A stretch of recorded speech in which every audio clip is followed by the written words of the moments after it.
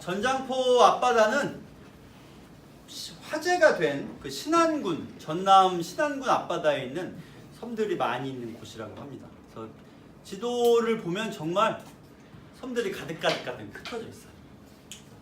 바로 갑시다. 아리랑 전장포 앞바다. 웬 눈물방울 이리 많은지. 이 시의 첫 번째 포인트는 이 눈물방울이 의미하는 바가 뭐냐를 알아야 돼요. 근데 잠깐만요. 아까 말했잖아. 전장포 앞바다에 뭐가 많다고? 섬들이 많다는 거예요. 그러면 자, 이게 섬이에요. 섬에 이름 써있네. 이렇게. 그럼 당신들이 찾아. 이 줄에서 섬을 가리키는 말 뭐야? 아마도. 아니, 이 줄이요. 섬 이름 마음에 들어요? 여기서는 사랑이죠. 그 다음 또 섬. 그 다음 또 섬을 비유한 표현 또 찾아오는 거예요. 사랑. 여기 또 있습니다. 그러니까 이게 전부 같은 거예요. 이렇게. 다 섬의 보조관념들이죠. 전부. 그렇다면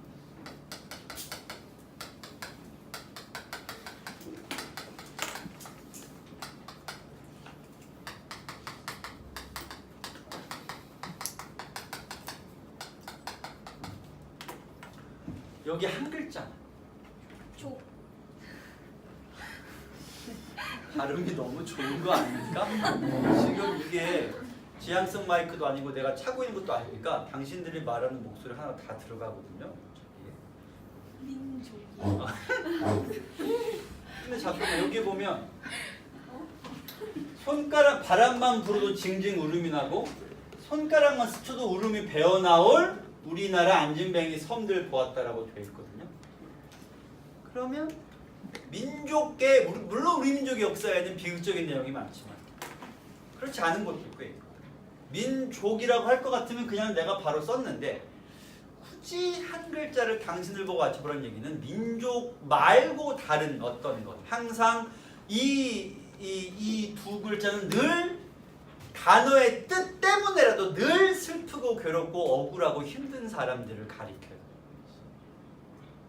뭘까요? 예를 들어 뭐 아니 내가 자주 얘기하잖아. 이런 거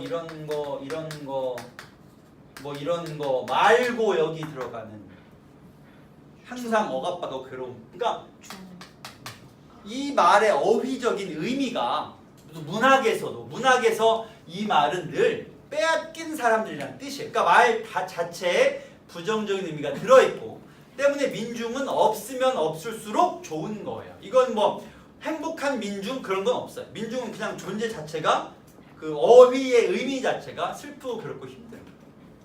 따라서 이들은 우리나라 민족이라고도 볼 수도 있겠지만 민중이라고 볼 수도 있어요. 둘 다 가능은 한데 자 보자. 좀 자세히 봅시다. 우선 여기와 여기에서 구체성이 돋보이죠. 현장성도 보이고요. 그 다음에 공간의 이동에 따른 시상전개도 보입니다. 화자는 공간을 이동하고 배를 타고 섬을 옮겨가고 있어요. 자, 반짝이는 보았네 보안 이런 것을 이제 반복 강조하는 거죠. 눈물과 사랑을 보았다는 걸 강조하는 거예요. 섬을 우리의 눈물이라고 보고 섬을 우리의 사랑이라고 보고 있습니다. 한 5,000년 떠밀려 이 바다에 쫓기운 자그맣고 슬픈 우리나라 사랑들입니다. 5,000년이란 말과 자그맣고 슬픈이란 말에서 비극적인 민족사를 볼 수가 있죠. 이건 5,000년이니까 다른 해석의 여지가 없어요. 무조건 민족의 역사예요. 역사를 연구하는 입장에서는 우리나라가 5,000년이라는 역사는 좀 모순이 오류가 있다라고 말하는데 그냥 대충 그런가 보다 합시다. 그래서 거기에 자그맣고 슬픈이라는 표현을 붙여가지고 비극적인 느낌을 살렸죠. 꼬마 껍질 속 누운 초록 하늘 못나고 뒤엉킨 보리밭길 보았네. 질문. 비문학적으로 생각해보세요. 앞문장에서 자그맣고 슬픈 우리나라 사랑 보았네 라고 해놓고 바로 그 다음 문장에서 못나고 뒤엉킨 보리밭길 보았네 라고 되어 있어. 보았네야. 그럼 이 말과 이 말이 동격이어야지 문맥이 맞죠. A를 보았네. 그 다음에 또 B를 보았네면 A와 B는 같은 것이거나 아니면 연관이 있어야 한다는 거예요. 그래서 이것과 이 부분은 사실 비슷하고 연관되는 표현인데 우선 꼬마 껍질 속 누운 초록 하늘의 이미지부터 생각해 봅시다. 요거 정말 의견이 다양합니다. 이게 뭐다? 그래서 어떤 사람은 이걸 뭐라고 해석했냐면 지도에다가 이 사람이 직접 간 섬을 이렇게 똑똑똑 찍었어. 그걸 이렇게 연결하면 꼬마 껍질이 난다. 이거는 선 그리기다. 참고로 이 시의 작가는 국어 선생님이지 수학 선생님이거나 무슨 탐정이거나 그런 게 아니에요. 그런 것 같지는 않고요. 두 가지로 주도에게 해석이 가능해요. 먼저 이것처럼 여기 꼬마 껍질 속 누운 초록 하늘도 마찬가지. 이거는 섬이고 꼬마 껍질이라고 하는 것은 바다를 의미하니까 바다에 떠 있는 섬을 이렇게 표현했다라는 해석이 있고요. 근데 이 시 전체의 의미로 보면 섬은 두 개야. 그냥 사랑이랑 눈물이거든요. 그러니까 이거는 너무 생뚱맞아. 얘만 표현이 좀 이상해. 나머지는 다 뒤에도 나오지만 눈물방울, 눈물, 사랑 그 뒤에 보이는 것도 여기 안진뱅이 섬들 이제 처음으로 이게 실체가 등장하거든요. 그러니까 눈물과 사랑은 섬 이거 끝이야. 근데 얘만 갑자기 이 말이 나오니까 그렇게 해석하는 건 좀 억지 같아 보이고. 다만 밑에 거랑 연결지어서 보게 되면 보리밭길인데 못나다라는 표현이 있어요. 일단 보리밭 현대시에서 보리밭 나오면 매우 높은 확률로 무엇을 상징합니까? 보리밭. 제 현대시에 상징하는 바. 동공지진. 갑자기 왜 물어보지? 이런 표정이고. 보리밭.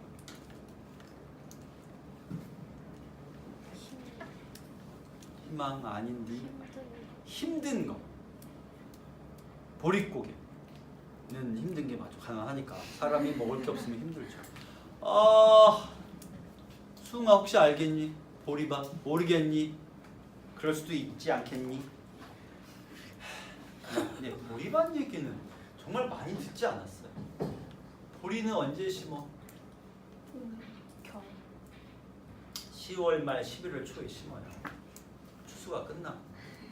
그러면 1월 2월에 보리는 영하 10도 20도를 땅 밑에서 버팁니다. 그리고 3월 4월이 되면 순을 피워 올려서 5월 말 6월 초에 수확을 하거든요. 따라서 보리가 현대시에 쓰이면 대부분 뭘 상징해? 강인한 생명력을 상징합니다. 아니 이쯤 했으면 좀 외울 만도 하지 않습니까? 아니 사람이 일관성 있는 건 좋은 일이죠. 좋은 일이에요. 그래서 보리밭은 생명력을 말하고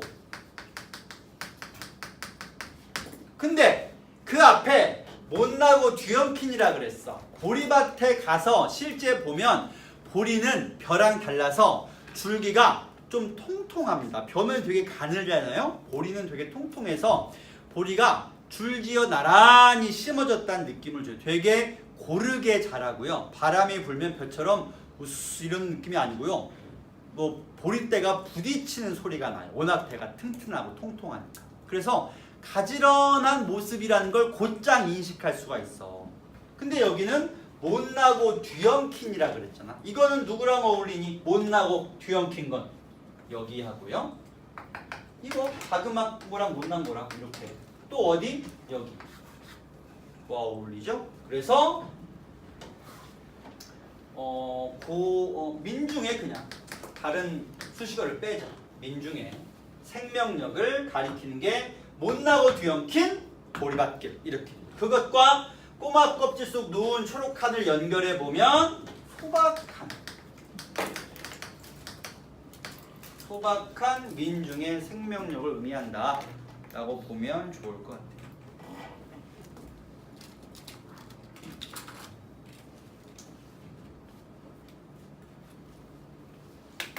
그리고 앞서 말했듯이 이 표현도 어쨌든 시 전체로 봤을 때는 섬의 이미지를 해석하는 게 억지스럽긴 한데 불가능하진 않다는 거죠.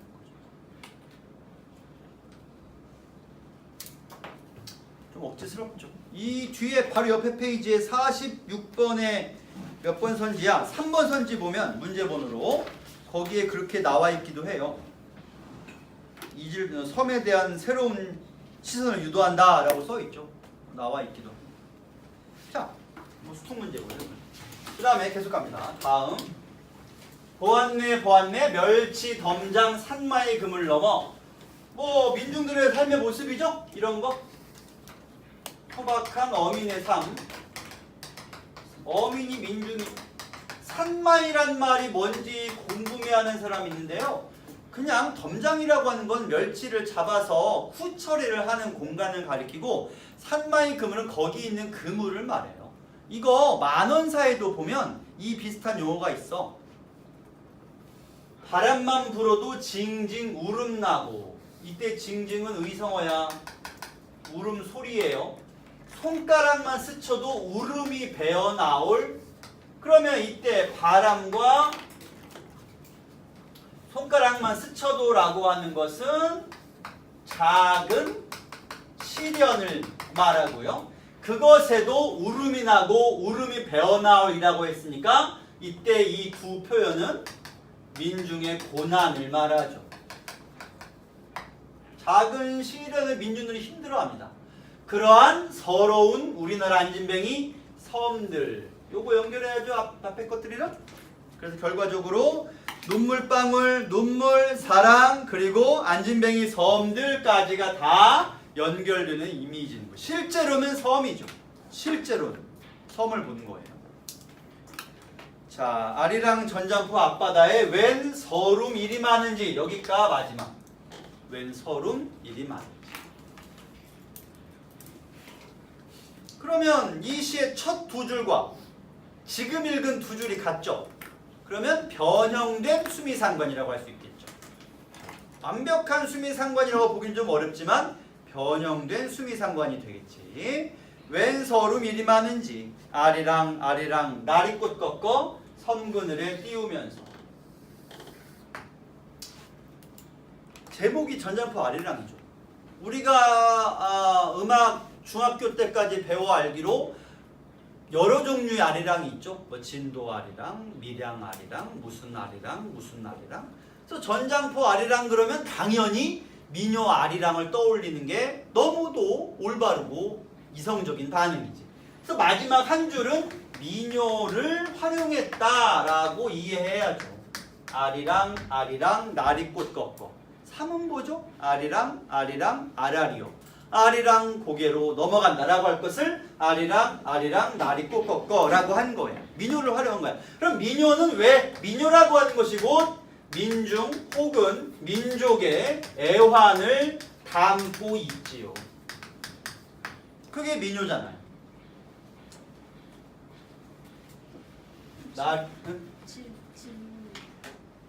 이거만 설명한 거예요. 그러면 이 나리꽃 꺾어에서 나리꽃은 무엇을 의미해?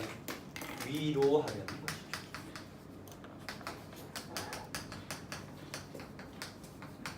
민중의 삶을 위로하려는 의도가 나리꽃이죠. 나리는 백합이에요. 백합의 우리말이 나리꽃이고 한국에 자생하는 나리는 들꽃, 야생화 때문에 민중의 삶에 잘 어울리죠. 만약에 아리랑, 아리랑, 장미꽃 꺾어 그러면 좀 민중의 삶과는 어울리지 않습니다. 그렇죠? 수미상관이라고 하셨잖아요. 네, 변형된 수미상관이야. 맨 뒤에 없어도 수미상관이에요. 맨 뒤에 없다니 무슨 말이야? 그러니까 이렇게 수미상관이 앞뒤로 이렇게 이렇게 있잖아요. 근데 맨 마지막엔 아리랑 아리랑 나리꽃 꺾어라고 끝나잖아요. 그럼 맨 뒤에 없어도 그냥 수미상관이에요. 아, 그러니까 정확히 맨 뒤로 나와 있지 않아도 수미상관이라 할 수 있느냐라는 거죠. 이 경우는 이만큼을 요만큼을 뒤라고 보는 거죠. 맨 뒷부분. 거기에 한 줄이 추가된다고 생각하면은 변형된 수미상관이 성립이 돼요. 그러니까 이거 하나를 끝줄로 보는 게 아니라 이렇게 의미가 연결되니까 이걸 끝으로 보는 거죠. 됐죠?